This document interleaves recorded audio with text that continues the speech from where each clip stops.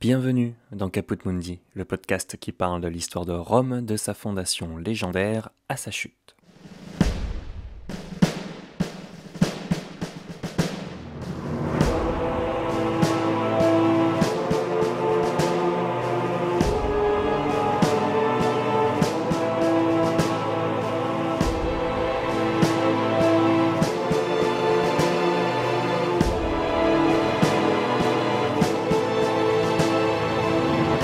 Aujourd'hui, notre chemin de l'histoire croise celui de Jules César. Souvent à tort considéré comme un empereur, son héritage n'en est pas moins grand.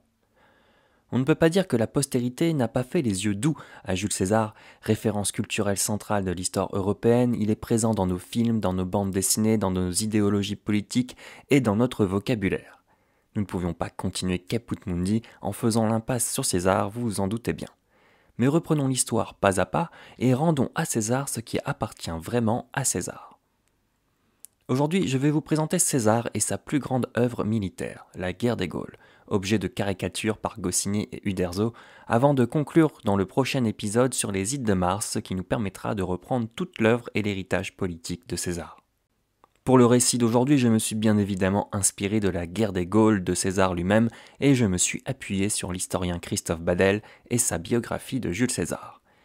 Enfilez votre plus beau manteau rouge de général romain, laissez cette couronne de laurier réservée aux triomphateurs et je vous raconte la guerre des Gaules dans Caput Mundi.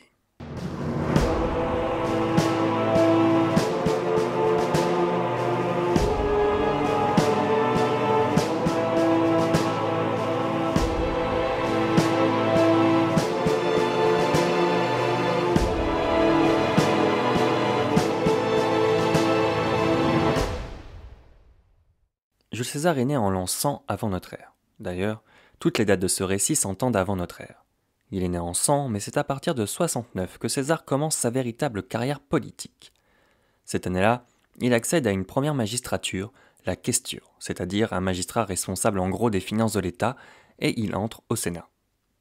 Ça aurait pu être une belle année s'il n'avait pas perdu sa femme et sa tante, à laquelle il tenait beaucoup. Les funérailles de sa tante Julia sont l'occasion pour César de faire un éloge funèbre et de nous rappeler les origines de sa famille. Dans cet éloge, César nous rappelle que sa famille est l'une des plus anciennes de Rome, descendant des rois et de la déesse Vénus. C'est-à-dire que la gens, la famille des Iuli, est très prestigieuse, mais elle n'a pas la cote en ce moment. En effet, César est un patricien car sa famille est ancienne, mais il n'est pas noble, car aucun membre de sa famille n'a eu la fonction de consul depuis un moment. Et c'est peut-être ce statut social qui l'a poussé dans les rangs des populaires.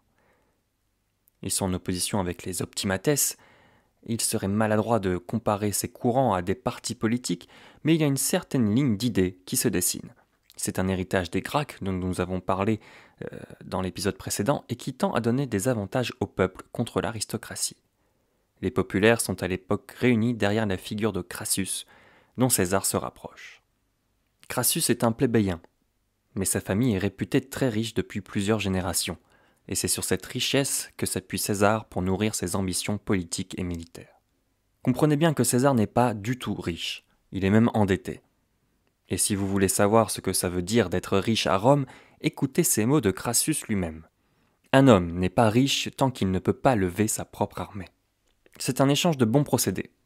César a cruellement besoin d'argent pour ses campagnes électorales, et il s'endette beaucoup auprès de Crassus. Et Crassus, lui, richissime, a besoin d'un soutien chez les populaires. Un petit point politique. L'homme fort de la décennie n'est ni Crassus ni César, c'est Pompée, Pompée le Grand, célèbre notamment pour avoir chassé les pirates de la Méditerranée et soumis l'Orient à Rome. Un peu plus, et c'est le nouvel Alexandre. Pompée est consul en 70 et a participé aux guerres civiles et intervient en tant qu'homme privé dans les affaires internationales et nationales. Si vous êtes un peu perdu, ne vous inquiétez pas, vous n'avez pas manqué un épisode, ce sera le sujet d'un hors-série. Ce qu'il faut retenir pour l'instant, c'est que Pompée est très puissant, et il cumule beaucoup de pouvoir avec le soutien de Crassus et César. D'ailleurs, Crassus est le second consul de l'an 70 aux côtés de Pompée. Les deux hommes ne s'apprécient pas, mais se respectent. La carrière de César avance. En 65, il est édile, magistrat chargé de s'occuper de la ville. Il organise des jeux et des combats de gladiateurs qui le rendent très populaire auprès du peuple. En 63, César se présente à deux élections importantes, la préture, Très important, le préteur a des compétences judiciaires et ça pourrait propulser sa carrière vers des postes plus importants avec plus de pouvoir, et il se présente également au grand pontificat. Il est élu aux deux, non sans surprise pour le grand pontificat, le prêtre suprême de Rome est généralement un vieillard, mais César n'a que 40 ans. Cela lui permet de prendre résidence dans la Regia, le palais des rois. Cependant, il est avéré que César a truqué les élections, notamment grâce à l'argent de Crassus, mais le voilà grand pontife à vie et prêteur pour une année. En 61, il est nommé gouverneur d'Hispanie, mais il est tellement endetté que ses créanciers ne veulent pas le voir partir. Finalement, Crassus se porte garant et César part en Hispanie. Il y combat les Lusitaniens, ce qui lui vaut d'être proclamé impérator et un triomphe lui est accordé à Rome. Mais il renonce à ce triomphe. Le but de César est maintenant de rentrer à Rome pour faire campagne afin de briguer le consulat. Et ce qu'il faut savoir, c'est que le triomphateur n'a pas le droit de rentrer à Rome avant la cérémonie du triomphe. Donc, il serait impossible pour César de commencer sa campagne et il faut dire que ses opposants politiques font traîner les préparatifs. Qu'à cela ne tienne, César renonce au triomphe et il obtient le consulat pour l'an 59. Enfin. César s'allie avec le grand Pompée, en lui mariant sa fille Julia, un mariage d'amour malgré les apparences politiques, et avec Crassus. Les trois hommes forment ce que l'histoire a appelé le premier triumvirat, une alliance politique de trois hommes au pouvoir hors du commun, qui paralyse totalement le Sénat. La richesse et le prestige des trois hommes ôtent toute initiative au Sénat. C'est exactement le but recherché par les populaires qui veulent détruire la République sénatoriale. Mais pour détruire une République, il en faut plus que ça. Et César a besoin de prestige pour concurrencer son collègue Pompée. Une grande conquête faite d'exploits. Ça tombe bien. À l'issue de son consulat en 58, il obtient la province des Gaules avec un imperium, la possibilité d'exercer le pouvoir en dehors de Rome. Attention, les Gaules dont je vous parle pour l'instant, c'est la Gaule cisalpine et la Gaule transalpine qui sont déjà romaines. Mais c'est peut-être l'occasion pour César de s'intéresser à l'Aquitaine, à la Belgique et à la Gaule dite chevelue.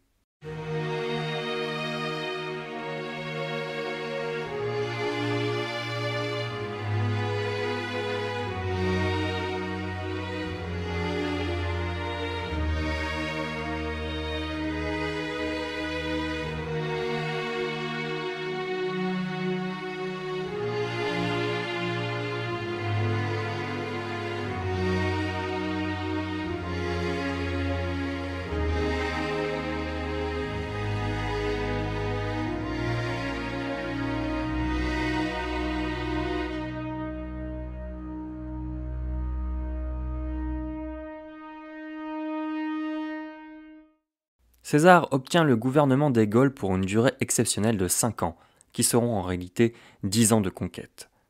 César mise sur la division des Gaulois. Pour rappel, César fait 3 distinctions, les Belges, les Aquitains et les Celtes. Mais ce n'est pas moins de 60 peuples qui forment ce que les Grecs et les Romains nomment Gaulois. Cette division est d'ailleurs l'œuvre d'un géographe grec, Timée, qui a arpenté les Gaules au IVe siècle avant notre ère. Parmi ces 60 peuples, 2 sortent du lot, les Arvernes et les Éduins. Ces derniers ont pour capitale Autun et sont les alliés des Romains. Au nord, de l'autre côté du Rhin, il y a des Germains sous la bannière des Suèves. Ils sont menaçants eux aussi, mais ils sont les alliés des Éduins et des Romains pour le moment. Ce qu'il faut comprendre, c'est que Rome surveille tous ces peuples de très près. Au lendemain de l'arrivée de César en Gaule, les Éduins demandent déjà de l'aide à César. Les Helvètes sont sous la menace d'une invasion germaine et veulent migrer en territoire éduin. Les Helvètes ont demandé l'accord de Rome avant pour traverser les territoires romains plutôt que les territoires éduins, mais César a refusé. Ils sont donc contraints de traverser le territoire des Éduins. César intervient immédiatement pour aider les Éduins, 3 légions auxquelles on ajoute 2 légions soulevées sans l'accord du Sénat. Les Helvètes sont accrochés une première fois au passage de la Saône avant d'être battus à Autun. Les Helvètes font demi-tour en juin 58. Cette victoire a un fort retentissement à Rome car les Helvètes sont les alliés des Germains et il n'y a rien de pire pour un Romain qu'un Germain. Mais ça y est, César est en Gaule, hors des limites de Rome et avec son armée. Il a fait son boulot, il a aidé ses alliés, il devrait rentrer maintenant. Mais les Éduins en profitent pour demander de l'aide contre les Suèves, qui menacent eux aussi. Les Suèves tentent de négocier avec César, ils sont alliés après tout, mais ce dernier engage la bataille à Mulhouse. Les Suèves reculent eux aussi et quittent la Gaule en septembre 58. César décide de ne pas reprendre la route pour l'hiver et caserne chez les Éduins, qui sont plutôt favorables à cette protection romaine. Les Gaulois tiennent une assemblée annuelle, mais cette fois les Aquitains et les Belges refusent de participer, car maintenant c'est César qui gouverne la Gaule avec cette assemblée. Et les Celtes sont d'accord, l'armée de César pourrait bien leur servir à éradiquer leurs rivaux et leurs ennemis. Voilà la vanité gauloise qui a permis à César de s'installer en Gaule. Les Éduins espèrent bien qu'une fois que les rivaux seront neutralisés, César partira en les laissant seuls maîtres de la Gaule.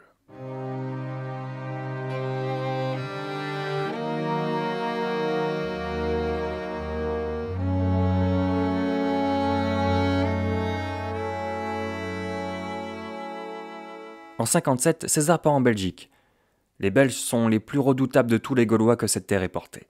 C'est la campagne la plus meurtrière de César. Alors que les Belges sont coalisés, une fois de plus, César parvient à raviver les divisions et signe la paix avec chaque peuple séparément.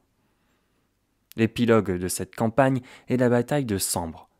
Alors que les Romains construisent leur camp tranquillement, les Belges surgissent de la forêt et surprennent les Romains.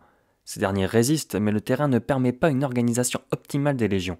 Finalement, des renforts permettent aux Romains une éclatante victoire.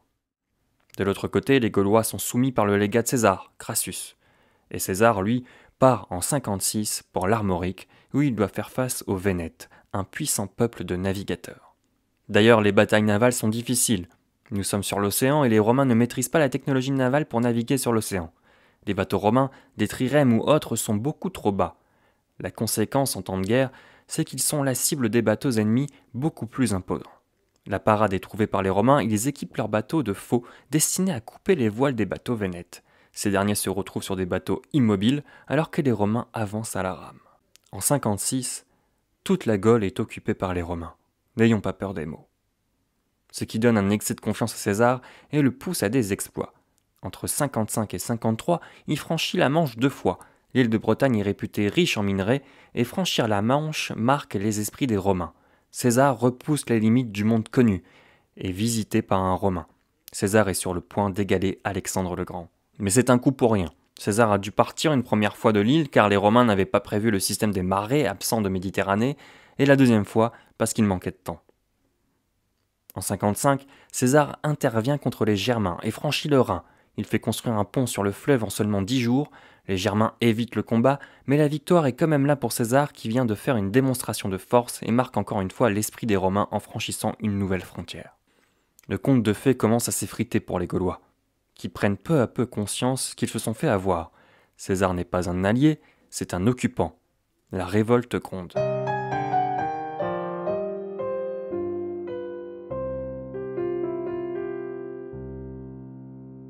En 54, les Belges se révoltent, mais ils sont écrasés malgré les lourdes pertes qu'ils font subir aux Romains. En 53, l'étau de César se referme. À l'Assemblée générale des Gaules, César fait exécuter 2 chefs gaulois protestataires. C'en est trop, en décembre 53, la Gaule se soulève contre Rome. Et ce sont les Arvernes qui sont à l'initiative. Ils contrôlent un territoire allant de l'océan à l'Auvergne. Ils sont sous le joug de Vercingétorix, qui vient de faire un coup d'État pour récupérer le pouvoir et restaurer la royauté arverne. Il est beau, le héros de la Troisième République. Vercingétorix, qui a déjà travaillé pour les Romains, a pour lui la stratégie de l'ennemi, et il parvient à fédérer les peuples autour de lui. Pendant ce temps, César est à Ravenne, dans la province romaine des Gaules, et il a laissé quelques légions au nord, mais la réalité est que personne ne peut intervenir avant plusieurs semaines, au plein cœur de l'hiver. Quant aux Gaulois, ils se réunissent et se rassemblent très près, trop près des frontières avec la province de Rome. César réagit vite, il soulève une nouvelle armée et réussit l'exploit de franchir les Cévennes enneigées, ce qui prend de court les Arvernes. Vercingétorix évite la bataille rangée et préfère la guérilla et la politique de la terre brûlée. Il se réfugie à Gergovie, oppidum sur lequel César se casse les dents. Les Romains sont contraints de battre en retraite et d'évacuer la Gaule. Cette grande victoire de Vercingétorix provoque le ralliement de tous les peuples qui n'osaient pas affronter César jusque-là. Même les Éduins rejoignent la coalition. Vercingétorix décide d'harceler les Romains en retraite et attaque les légions de César par surprise. Les Gaulois sont convaincus que César a abandonné l'idée de conquérir les Gaules. Grosse erreur. César a tendu un piège en faisant progresser très lentement ses troupes. Au moment où les Gaulois attaquent, César fait donner sa nouvelle cavalerie germaine et défait les Gaulois près de Dijon. Vercingétorix s'enferme alors à Alésia, dernière bataille des Gaules. Nous sommes en juin 52, et César décide d'un siège long. Il fortifie les lignes avec 14 km de murs, 23 postes de surveillance, 3 fossés, des palissades de 4 mètres de haut et des tours toutes les 27 mètres. Pour éviter les renforts gaulois, César fait la même chose, mais vers l'extérieur.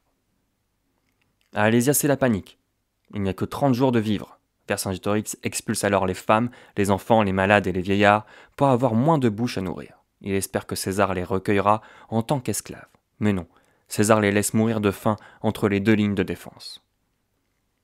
Au bout de quelques semaines, les renforts gaulois arrivent. C'est le début de la bataille. Les défenses tiennent, malgré les troupes plus importantes côté gaulois. César est en première ligne, il harangue ses troupes et leur donne du courage, il intervient sur chaque danger, c'est la bataille parfaite pour César. Vercingétorix se rend. Il sort d'Alésia tout en armure et avec ses plus belles armes à cheval. César l'attend sur une estrade. Le chef gaulois dépose les armes et se met à genoux devant l'impérator en signe de soumission. Il est arrêté et tué lors du triomphe de César sur les Gaules, à Rome en 49. Les Gaules deviennent une province romaine en 50.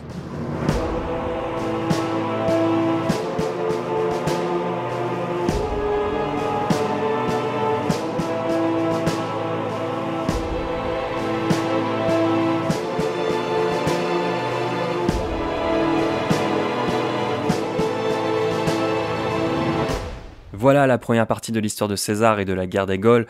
J'aimerais simplement revenir avec vous sur la source principale et vous présenter maintenant quelques documents complémentaires.